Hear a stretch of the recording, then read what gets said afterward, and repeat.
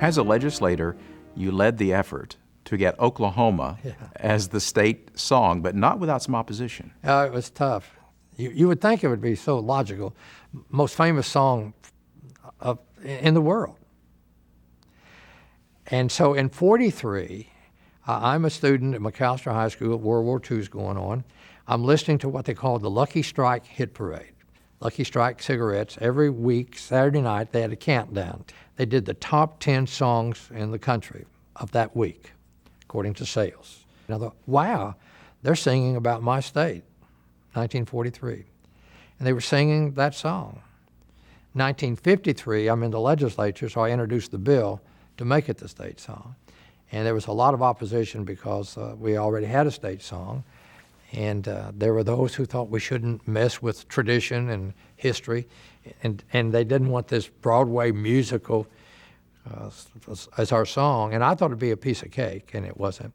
A guy I call Old Man Huff, and he's probably 20 years younger than I am today, but we called him Old Man Huff, from Ada, who also taught Oklahoma history, who led the opposition, and he got up and made a very impassionate plea on the floor of the legislature and attacked, you want to change this song that says taters and tomatoes, you want to make that our state song? And I never will forget his expression, written by two New York Jews who've never even been to Oklahoma. This is 1953. And you want to change that, and you want to trade it and not have the one we have now. And then he started singing the song we had then, which was Oklahoma, a Toast. Oklahoma, Oklahoma, fairest daughter of the West. Oklahoma, Oklahoma is the state I love the best. Anyway, and he said, then it goes on and says, but I have not said the half, so I give you Oklahoma. It's a toast we all can quaff. And I said, quaff? I said, he won't tater or tomato, but he'll quaff. Anyway, he walked on the floor of the legislature as he was making his speech. He left the microphone and began singing that song and started crying. And it was the state song, so he got all the legislators to stand up in honor of the state song while he walked the floor crying. And I just saw my bill just, being flushed down the drain. So I asked for a unanimous approval to lay the consideration of that bill over. And Mr. Huff, Old Man Huff, not realizing that what I was doing, didn't object. Had he objected, they'd have voted no that day.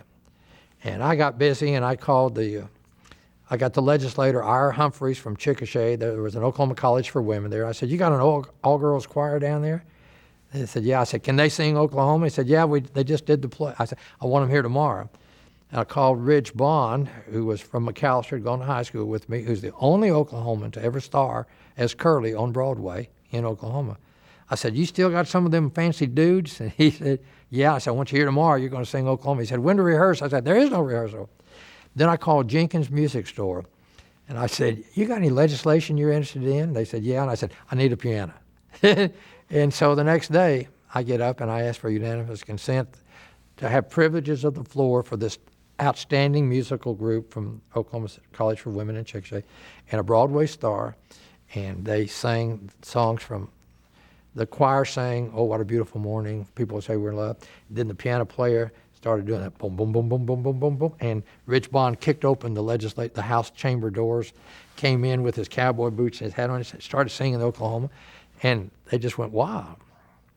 And they all stood and started clapping like you do when you hear Oklahoma.